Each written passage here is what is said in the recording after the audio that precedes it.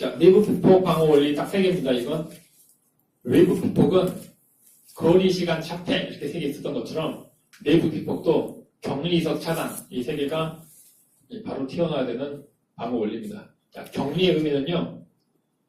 방사성 물질이 외부로 나오는 걸 완전히 막아버리는 게 격리입니다. 격리의 목적에 충실하기 위해 사용하는 도구는 글로브 박스. 글로브 박스는 뭐냐면요. 유리상자에 장갑 2개가 붙어 있습니다. 장갑에다가 손을 딱 집어넣고, 고무 장갑입니다. 딱 집어넣고 방사성 물질이 유리박스 안에 있는 겁니다. 그럼 이렇게 조작을 하면은 이 안쪽에서 아무리 기체상 혹은 액체상의 방사성 물질을 만지더라도 바깥으로 나오지 않겠죠. 힌트 하나 드릴게요. 내부 피폭을 얘기하면요. 무조건 방사성 동위원소는 액체다라고 생각하세요. 액체는 증발되니까 곧 기체 확산이 되겠죠. 그러니까 여기서는 무조건 액체 상태다라고 생각해야 됩니다. 그게 글로브 박스고요. 핫셀은 한 단계 더해서 훨씬 더 센 방사성을 사용할 때 아예 나부로 만들어진 커다란 네모난 상자 안에다 직접 소스를 집어넣고요. 바깥쪽에서 로봇팔을 이용해서 조작하는 겁니다. 물론 굉장히 두꺼운 납이 들어가 있는 유리로 보는 경우도 있고요. 아예 얘를 버리고 카메라로만 보면서 조작하는 경우도 있습니다. 이걸 핫셀이라고 합니다. 방사선에서 방사성 농도가 높은 지역을 지칭할 때 핫이라는 표현을 씁니다. 그리고 방사성 농도가 낮은 지역을 지칭할 때 콜드라는 표현을 쓰거든요. 핫셀은 방사성 농도가 높은, 그것도 셀이라는 의미는 밀폐되어 있는 공간, 사실 셀의 원래 의미는 세포를 셀이라고 하거든요. 그리고 감옥도 셀이라고 합니다. 그런 식으로 굉장히 방사성 물질이 높은 격리된 구역을 핫셀이라고 부릅니다. 사실은 기계 장비 이름입니다. 네모난 육면체 박스 이름, 핫셀. 물론 거기에는 로봇 팔이 설치되어 있고요. 자, 이게 웨이브 노출이 방지하는 격리 목적에 맞는 장비가 글로브 박스와 핫셀이고요. 희석. 어쩔 수 없이 인간과 접촉해야겠다면은 그러면은 문제없는 깨끗한 공기를 많이 섞어가지고 농도를 낮추자. 이게 희석의 개념입니다. 공기 정화설비. 그러니까 여기에서 만약에 방사성 물질을 써서 여기가 오염될 가능성이 있다면 이 안쪽 공기를 계속 뽑아내고 새로운 공기를 집어넣어서 방사성 물질의 농도를 낮추는 방법. 이게 희석이죠. 이때 사용되는 공기를 불어넣는 장치, 공기를 뽑아내는 장치, 이게 공기 정화 장비가 될 거고요. 이렇게 밖으로 뽑아낸 공기는 필터를 통해서 걸러집니다. 그게 배기설비고요. 자, 희석에 보면은 표면 오염 지연이라는 게 있죠. 자, 이 칠판이 방사성 물질에 오염됐습니다. 이 챕터에서는 액체상만 얘기를 합니다. 액체상 방사성 물질에 의해서 이 칠판이 오염됐습니다. 비록 지금은 붙어 있지만 바람 불 때마다 조금씩 날아 들어올 겁니다. 이걸 가만 놔두면은 공기 중에 방사성 물질이 오염돼서 호흡기로 들어오겠죠. 그래서 얘를 깨끗이 닦아서 오염물질을 없앱니다. 이것도 희석입니다. 표면 오염체요. 공기로 나오는 소스를 아예 없애버리는 거죠. 차단. 방사성 물질이 내부 피폭을 하려면은 코나 입이나 피부를 통해서 들어와야 됩니다. 이 경로를 막아주는 겁니다. 그게 차단. 방독면, 호흡기를 막는 거죠. 방호복, 피부 흡수를 막는 거죠.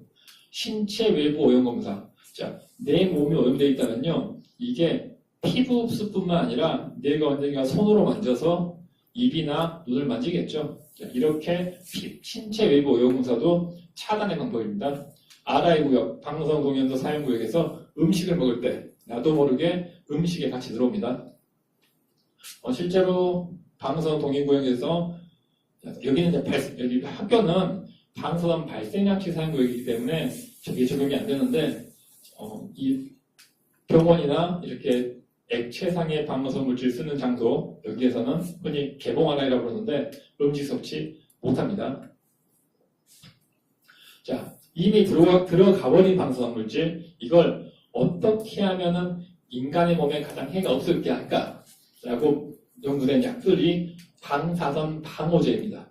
자, 이미 들어갔습니다. 이미 들어갔으면 어떻게 하느냐?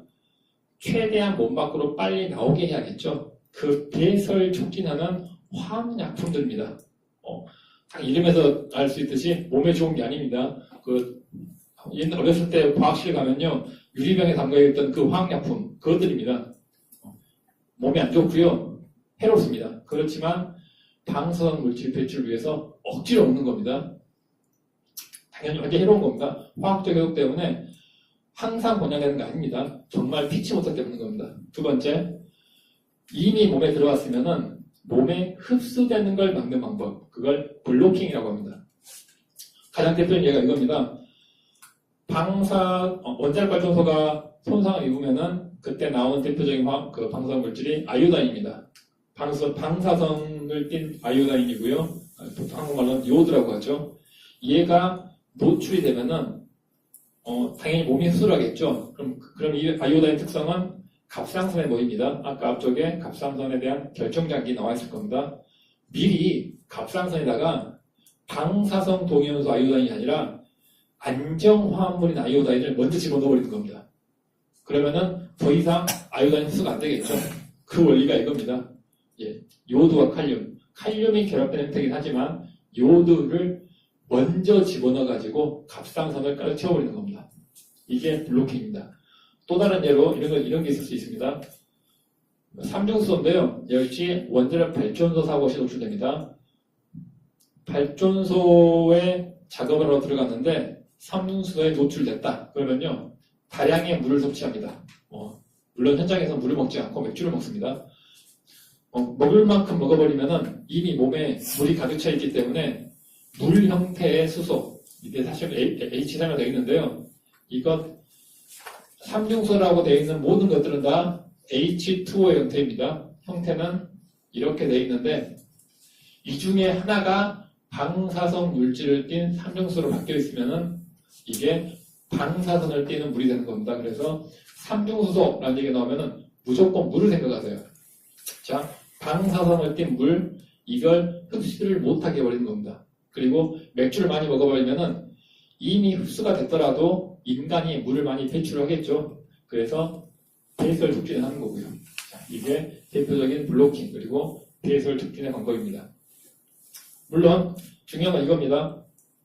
내부 피폭은요, 이미 들어간 방사성 물질을 배출하는 게 목적이 아닙니다. 사전에 몸에 들어가기 전에 막는 게 최우선입니다. 이건 지금 방사선 방어제는 정말 어쩔 수 없이 이미 들어갔을 경우에 하는 방법이고요. 자, 방어 계산하는 개념이 있습니다. 어떤 식으로든지 방어 수단을 강구했을 때 줄어든 양의 비율. 예를 들면요, 여기 글로박스라는 게 있죠. 그냥 작업했을 때 방사선을 내가 100을 먹습니다. 그런데 글로박스를 사용했더니 50밖에 먹지 않았습니다. 절반 줄어들었죠. 0.5 아닙니다. 2라고 합니다. 방어 개수가요. 반대로 부르는 겁니다. 외우기 어렵죠? 이걸 꼭 이게 0.5일까 2일까 라고 하는데요.